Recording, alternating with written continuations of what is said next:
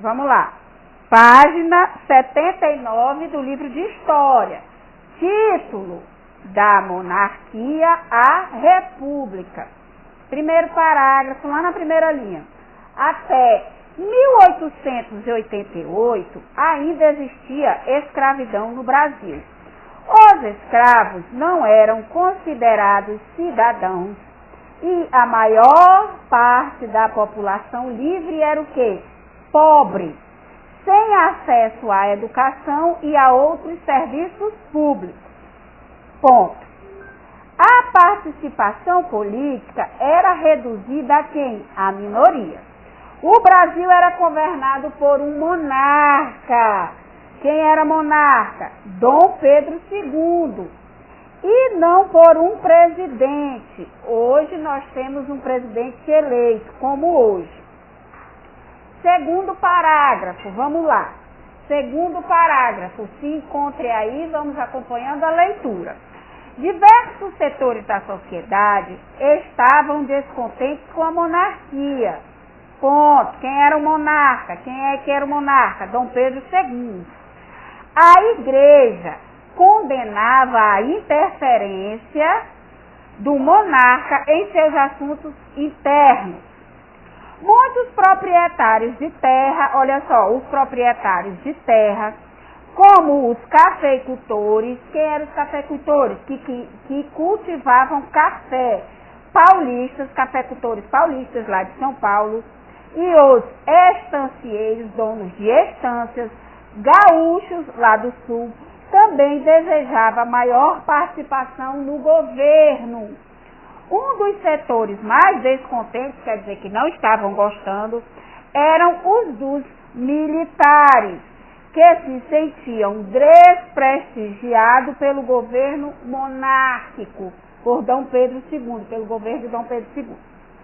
Esses setores passaram, então, a defender a ideia de que o Brasil melhoraria se deixasse de ser uma monarquia e se tornasse uma república. Então, os militares, os estancieiros, os cafeicultores, né, se uniram porque começaram a defender a ideia de que o Brasil melhoraria se deixasse de ser uma monarquia para ser uma república. Terceiro parágrafo, se encontre aí no terceiro parágrafo, o último parágrafo, aqui ó, terceiro parágrafo antes da figura. Vamos ler aqui. Liderados pelos marechais Deodoro da Fonseca e Floriano Peixoto, os militares tomaram o poder no dia 15 de novembro de 1889, um ano depois da escravidão. No ano depois da escravidão, e proclamaram a República. Eles deram 24 horas para o imperador Dom Pedro II, que era o monarca, e toda a família real saíssem do Brasil. Ora, os portugueses descobriram o Brasil. O Brasil era a colônia de Portugal e pertencia aos monarcas portugueses, Dom Pedro II. Os militares descontentes, os estancieiros, os cafeicultores, né, a camada do agronegócio não estava feliz. Então, no dia 15 de novembro de 1889, proclamaram a República. Eles deram 24 horas, que é um dia, para que o imperador Dom Pedro II e a família real saíssem do Brasil.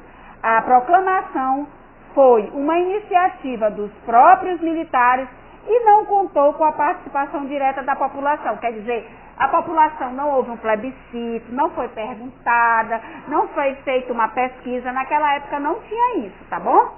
Então, participaram direto da população, embora diversos grupos sociais apoiassem esse movimento militar. Muitas pessoas também queriam, mas não foram consultadas. Vamos agora para a página 80. Vamos virar a folha.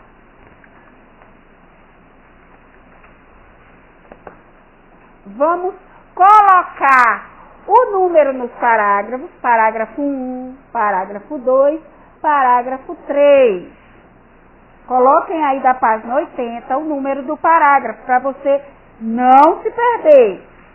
Página 80 lá em cima. Podemos começar?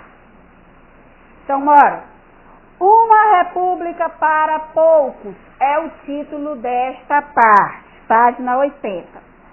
A proclamação da república despertou a esperança de mudanças e melhorias na vida da população. A população, mudou para a república, então vamos ver se melhora. No entanto, a implantação desse sistema de república, de governo, não conseguiu modificar a estrutura da sociedade brasileira sem garantir cidadania à população. Era monarquia, houve a mudança da monarquia, a saída da família real, mudou para a república, com a proclamação da república, porém, a população continuava do mesmo jeito, a estrutura social continuava do mesmo jeito. Mulheres, comunidades mais pobres, pessoas mais pobres, continuaram sem acesso às mesmas coisas que tinham antes. Neste ponto não mudou. O que mudou foi a organização governamental, que deixou de ser do monarca Dom Pedro II para ser de uma república. Cerca de 85%, olha só, de acordo com o historiador José Murilo de Carvalho, no início da república, cerca de 85% das pessoas eram analfabetas. O que é uma pessoa analfabeta? Não sabe ler nem escrever. E 90% viviam no campo. 90% viviam no campo e 85% da população não sabia ler e escrever. Por quê? Porque tinham poucas indústrias, então viviam do campo, né? O poder político e econômico continuou concentrado na mão de grandes proprietários de terras, dos grandes proprietários de terras, chamados na época de coronéis. Eles eram coronéis porque eles tinham um grande proprietário de terras, né? Em 1891, olha, tudo isso se passa em 1888, que foi a libertação dos escravos pela princesa Isabel, 1889, que foi a proclamação da República, e aí 1889, 1890, 1891, está aqui no segundo parágrafo, bem aqui, ó. Vamos lá, segundo parágrafo. Ei, achou? Vamos nos achar. Em 1891, no governo de Marechal Deodoro da Fonseca, que também foi quem proclamou a República e se tornou o primeiro governante do Marechal Deodoro da Fonseca, foi promulgada uma nova Constituição. O que é uma nova Constituição? Onde iam ficar as leis, as novas leis da República, tá? Porque tinha mudado o sistema de governo. Ela estabelecia que todo cidadão maior de 21 anos tinha direito a votar, mas analfabetos, mulheres, mendigos e militares estavam excluídos do direito ao voto. Quer dizer, podiam votar somente os outros. Mulheres, mendigos e militares não podiam. Hoje, no nosso sistema brasileiro, todo mundo pode votar acima de 18 anos. Então, isso já mudou, não é mais assim. Seguindo no primeiro parágrafo. De acordo com José Murilo de Carvalho, na prática, apenas cerca de 2% da população podia, de fato, exercer o direito ao voto. Agora vamos para o terceiro parágrafo. Por favor, preste atenção. Vamos lá, vamos ler devagar e entender o conteúdo. Os coronéis procuravam, os coronéis eram quem? Quem tinha os donos das terras. Os coronéis procuravam obrigar os votantes a eleger os candidatos indicados por ele, manipulando assim as eleições. Valia tudo para garantir o resultado de uma eleição.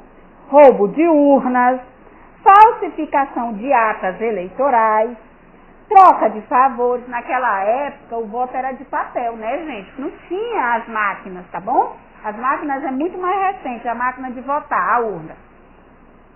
falsificação de atas, trocas de favores, como uma vaga no hospital ou um emprego.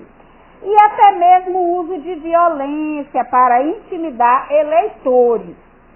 Por causa dessas manipulações, as eleições no início da República ficaram conhecidas como eleições de cabresto. O que eram eleições de cabresto?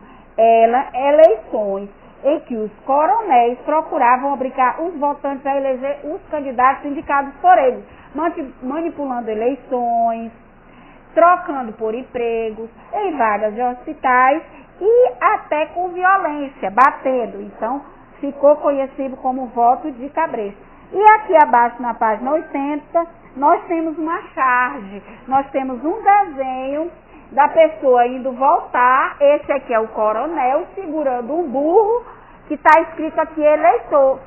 Porque o eleitor votava no que o coronel queria, à base de favor, à base de violência. Por quê? Porque era tudo muito novo. Nós, os brasileiros antigos dessa época, não eram acostumados a votar. Era uma monarquia que passava de pai para filho. Era de pai para filho. Então o brasileiro não tinha o trabalho de pensar em quem vai se eleger. Ele não tinha essa decisão para tomar. Então continuou assim. O brasileiro achava que tanto fazia. Entendeu? Então, aí está a página 80. Lida com sucesso, acompanhe e entenda. Né? Ficou ótimo. Parabéns.